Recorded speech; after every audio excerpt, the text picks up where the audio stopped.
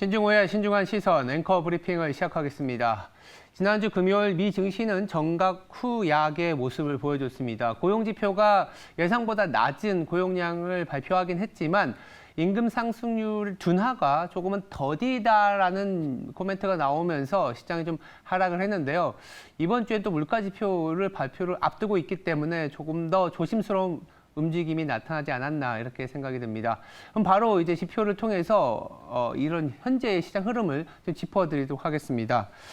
보시는 차트는 제가 말씀드렸던 물가 지표가 나올 텐데요. 이번 주 그러니까 12일 발표 예정이기 때문에 우리나라는 사실 주 후반에 이 결과치가 나온다라고 볼 수 있는데 색깔로 보시면 가장 위에 있는 빨간색이 우리가 흔히 얘기하는 CPI 그러니까 헤드라인 CPI입니다. 전월에 4%에서 이번 주에는 3.1%가 예상이 되고 있는데 경우에 따라서는 3%를 깨고 내려갈 수도 있습니다. 문제는 이 중간에 보시면 약간 주황색으로 보이는 게 이제 코어 CPI 핵심 물가 지수인데요. 5%까지 내려올 수는 있다고 보지만 시장에서는 너무 스티키, 즉 끈적끈적한 거 아니냐, 이 지표 때문에 연준이 계속 긴축을 해야 되는 거 아니냐, 이런 좀 불만 내지는 불확실성이 있는 상황이긴 합니다.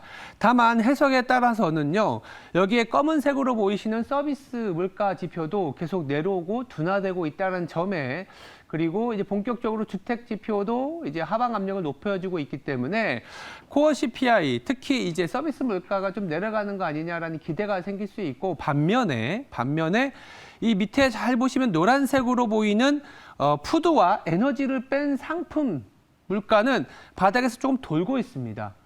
어떤 얘기를 드리고 싶은 거냐면 이 서비스 물가나 이제 코어 쪽은 좀 둔화되고 있지만 상품 쪽은 올라오고 있다. 좋게 보는 입장에서는 비용적인 부분들이 내려가고 있고 수요가 살아나고 있구나라고도 해석할 수 있는 부분입니다. 그래서 이 두 지표도 있지만은요 밑에 서비스와 이 상품 간의 물가 지표도 같이 보시는 게 이번 주에 조금은 더 중요합니다. 왜?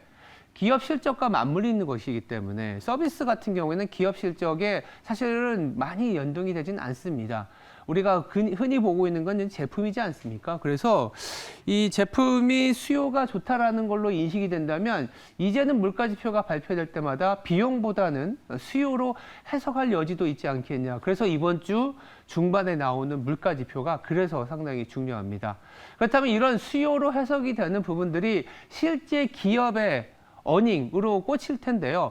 지금 미국과 한국의 실적에 대한 부분들까지 함께 짚어보도록 하겠습니다. 다음 차트는요. 이 골드만삭스에서 집계한 거를 제가 데이터를 일일이 키인하면서 만들어 봤는데 막대 그래프는 이제 주요 섹터들이 그 기간에 발표하는 실적의 분포도입니다. 이번 주에는 그렇게 많지는 않습니다만 이번 주를 필두로 상당히 많은 기업들이 어닝 시즌이 시작이 됩니다.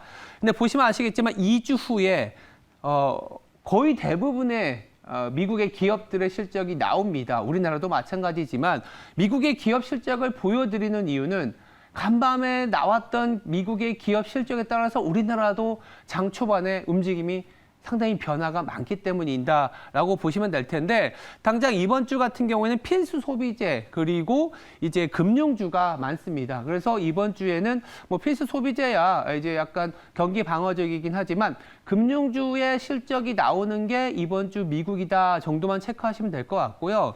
더 나아가서는 7월 24일부터 7월 28일까지 상당히 많은 기업들이 발표되는데 특히 커뮤니케이션이 80%가 이 7월 마지막 주에 발표됩니다. 커뮤니케이션 이게 뭐냐라고 하시면 우리가 흔히 얘기하고 있는 빅테크 기업이 다 여기에 몰려 있습니다.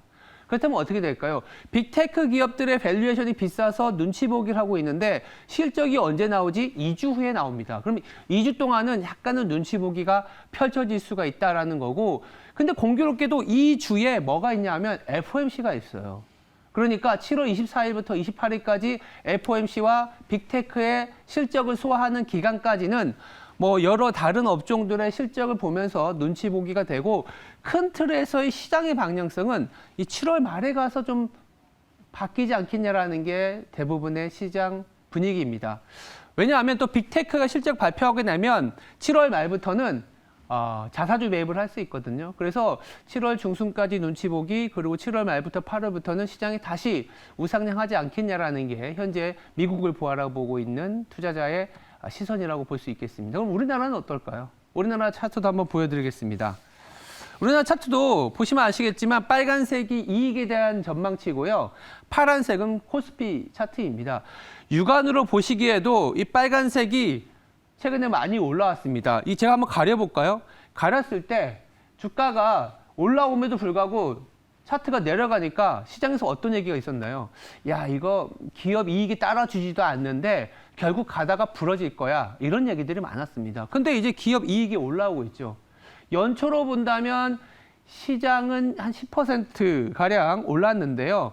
순이익은 한 7%밖에 안 올라서 야, 이거 시장 올라온 게 순이익 올라온 것보다 너무 강한 거 아니야? 라고는 하겠지만 사실 1분기와 2분기로 나눠서 본다면 2분기 같은 경우엔 주가가 2%밖에 안 올랐지만 이익의 상향 조정은 22%나 올랐습니다. 그만큼 밸류에이션이 많이 완화가 됐다라고 볼 수 있습니다. 특히 이렇게 어닝이 돌아서는 구간을 보시면 중간에 이런 변동성이 발생을 할 수는 있습니다. 주가가 언제 계속 올라갑니까? 근데 이제 풀백, 한 번 더 치고 나가기 위해서 필요한 주가의 조정 국면이라고 친다면 최근 지난주에 나타났었던 2,600을 다시 하회하고 어쩌면 2,500도 하회하는 거 아니냐라는 불안감이 있지만 대략 2,500을 하회하면 다시 밸류에이션적인 매력이 생기는 구간으로 저희들은 접어들었다. 그래서 아마도 이 턴어라운드에 대한 기대감이 2분기까지 이어질 것이고 유가 하락하고 무역 수지가 이미 개선된 모습을 보여주지 않았습니까? 그렇다면 이 이익 상향 조정은 더 강하게 나타날 수가 있습니다. 그래서 시장 자체 아까 미국도 한 2주간은 FOMC도 있고 빅테크의 실적도 7월 말에 나오니까 시장 내에서 종목 찾아보는 그런 분위기다라는 말씀을 드렸잖아요. 한국도 마찬가지일 것 같습니다. 7월 말에 가야 대부분의 기업들이 나오기 때문에 본격화되는 시장 상승 흐름은 7월 말에 가서 판단을 해야 되겠는데 그 이전에도 시장이 출렁출렁 거려도 종목은 다시 우상향할 수 있는 종목도 나올 수 있고요. 전체적으로 2,500을 만약 하회한다, 그럼 시장 자체가 이제는 바닥에서 올라갈 수 있는 바닥 다지기 구간으로 접어들었다라는 말씀도 드릴 수 있을 것 같습니다. 네, 오늘의 브리핑을 정리해 보겠습니다. 이번 주는 물가 지표가 중요합니다만 물가는 크게 하락하는 모습을 보여줄 수 있다. 그중에 상품 가격에 대한 물가가 올라오는 건 수요로 확인할 수 있는데 실적 시즌이 본격화된 만큼 7월 내내 아마도 실적에 대한 관심이 높을 텐데 미국도 그렇고 한국도 전반적으로 나쁘지 않은 분위기가 연출될 수 있다. 이렇게 정리해 드리겠습니다. 지금까지 신중한 시선이었습니다. 오늘 하루도 성투하시기 바랍니다. 감사합니다.